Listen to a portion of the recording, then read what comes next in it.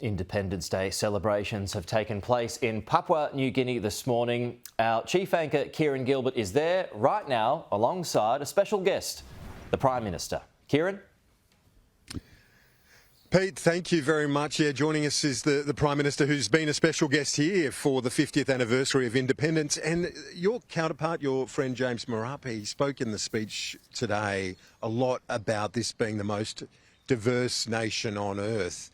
Getting to 50 years is an achievement in itself, isn't it? It sure is. As a strong democracy, there's 1,000 tribes here, 800 languages. Think about that. Not dialects, 800 languages. There's very different cultures, and the highlands is very different from down on the plains or around the coastlines.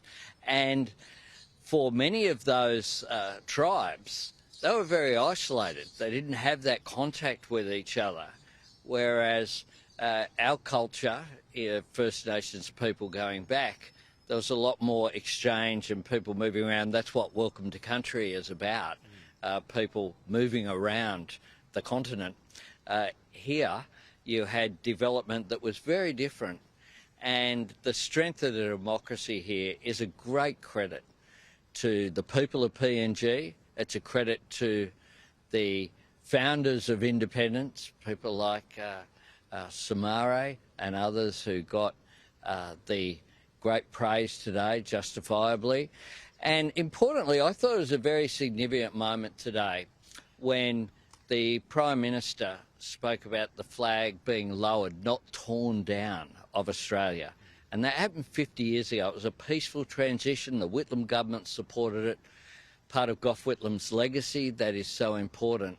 But it was something that showed great courage for people to go, no, we're going to be our own independent nation, and that's what we're celebrating today. Yeah, and Gough Whitlam at the time said we won't be fully free until PNG is free, and that's what it is now. And you see this beautiful parliament behind us, which an Australian architect helped design. And you've announced today we're going to contribute to another wing of the parliament. And I guess it's sort of the symbolism alongside the very real message that democracies can't be taken for granted. Absolutely. In this day and age. Yeah. And this is a magnificent building. I had the great honour of being the first foreign leader to address the Parliament here after I was elected in January of just a couple of years ago.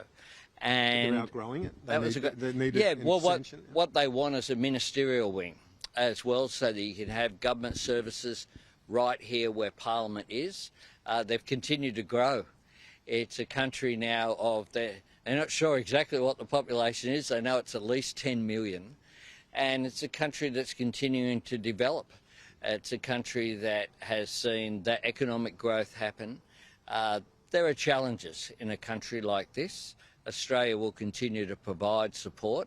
And one really tangible way of celebrating the 50th anniversary is for Australia to assist with building the democracy, literally the building that will help to house the democracy. Another tangible way is the Defence Treaty that Ben Packham in The Australian reports just in the last few hours that the Cabinet hasn't authorised it yet, Marape's Cabinet. Should we be concerned by that, or are they They're all off celebrating. That's the thing. They all went to their respective homelands, and so they didn't have quorum at the Cabinet meeting, and that's understandable.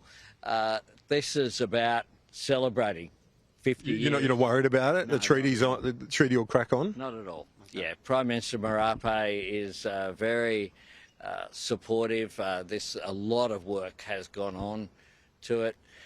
Billy, of course, the Defence Minister, made announcements over the weekend as well. And this is about our mutual security. This is about our mutual sovereignty as well, showing respect for each other. And it's a natural progression of how closely we work together. On my first visit here, I went up to Wewak, and there you had Australian military helping to train PNG, and it's a relationship that goes back, of course, to the Second World War with Kokoda, and that incredible story of the defence of Australia and the defence of PNG. One of the issues big in the Pacific, of course, it's been a focus for you in the last few days as well. You call it a wake-up call. Members of the coalition today say that we shouldn't be scaring people, that we need to provide solutions without making households pay through the teeth. What do you say to them about your willingness to listen to household, everyday, kitchen table concerns? Well, we need to listen to the science and we need to listen to households.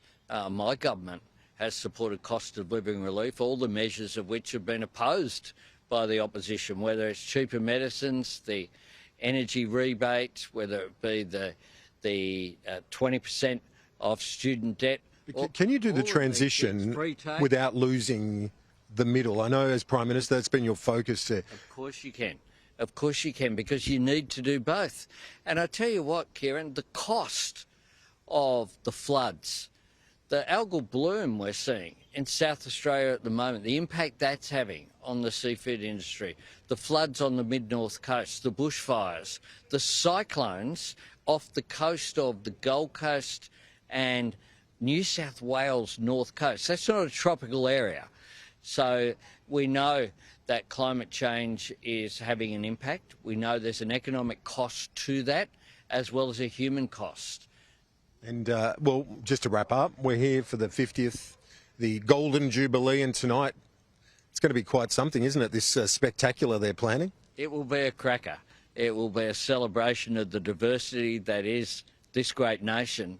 And it's a great honour to be here representing Australia.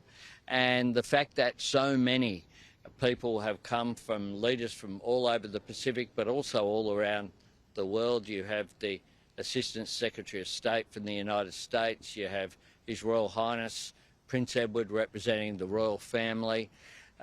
You have people gathered from everywhere here, all celebrating what is a great democracy in its first 50 years, but also looking forward as well to the next 50 and beyond. Prime Minister, thank you for joining us. Appreciate it. Fantastic that you were able to come along. Yeah, wouldn't have missed it, Pete. It is a special day here, I've got to say. September 16, 50 years on from the independence granted to this beautiful, beautiful nation on our doorstep. Lovely stuff. Kieran Gilbert there with the Prime Minister Anthony Albanese in Port Moresby. Thank you both.